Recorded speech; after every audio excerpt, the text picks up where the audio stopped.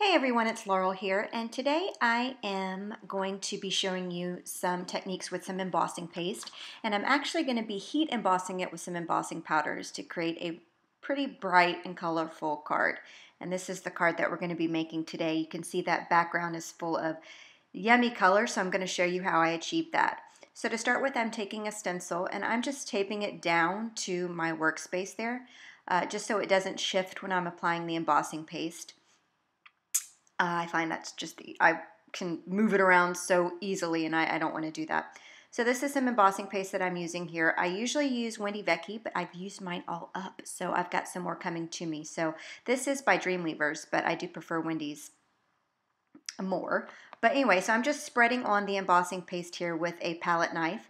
You can use the side of a cardstock. You can use an old gift card or old credit card that expired or you shouldn't be using anymore because your husband gets mad at you, whatever you've got that's got a flat edge there. And I just spread it on there like I'm frosting a cake. And then I always keep wet wipes near me, and I'm cleaning off my utensils as quickly as possible because if you let the embossing paste dry on any of your work surface or your stencil or your tools, it's really hard to clean.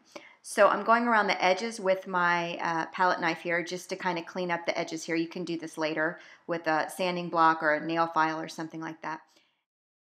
Now before I set it aside to dry, what I'm going to do is just put a bunch of embossing powders on it. And I'm using all of these colors by Zing. I love the bright bold colors. That blue's my favorite, of course. I'll list all the supplies up in the YouTube description if you're interested in the specific color names. But anyway, I'm just using, they're all by Zing, just various colors. I'm kind of sprinkling them on. That's an ice cream spoon. You can get them off of Amazon. I got this idea from Jennifer McGuire. I'll link to that on my blog. But you can also go to like a yogurt place and just maybe grab a couple if they'll let you have them. If you don't, because the spoons that I got off of Amazon, I mean, I've got like hundreds of them, so I'll never run out. So anyway, I just kind of sprinkled it on, no rhyme or reason, and then I am just tipping it off. You can see I let all the embossing paste just go down. Now I am picking up some of the remains that I've got there on the scratch piece of paper and kind of filling in where it didn't pick up the color when I kind of shook it down a little bit. So again, there's really no rhyme or reason, and each time you do this you might get a totally different look. You can be a little bit more organized when you put it on, but I wanted to scatter my color around some. And then I'm taking that leftover color and I'm putting it in an empty container there. That came with my Glitter Ritz glitter that I keep in another container. And then when you're done, you get this really cool look with all the colors. So again, you can just really have a lot of fun with it.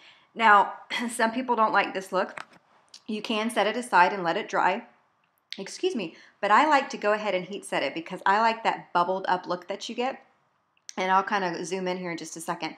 But as I'm heat setting it, it's all kind of bubbling it up, and I just think it makes a really cool effect. Now again, if this is not your cup of tea, you can set it aside and let it dry naturally, and you won't kind of have that bubbled up look. It's really whatever your personal preference is here. So I'm just going in and moving my heat gun around a lot. I'm trying to give it some equal heat coverage here. And then when you're done, you get this cool bubbled up look, see? I just think that's so neat. I think it really adds to the fun. Now, I forgot to film. I thought I was filming, to be honest with you, the rest of the card as I pulled it together, but I didn't. So all I did was adhere that card panel to a piece of yellow cardstock. That hello is actually die cut with my silhouette. And then I went over the die cut with a Copic marker that I thought matched the background real well, and then I just adhered that with some dimension. I'm sorry I didn't capture that on camera, but I really just wanted to showcase how I did the embossing powder and the embossing paste. I think it's super fun, and it's a way to stretch the paste that you have. So I hope you enjoyed. Check the YouTube description for more information, or head over to my blog at laurelbeard.org. Thanks.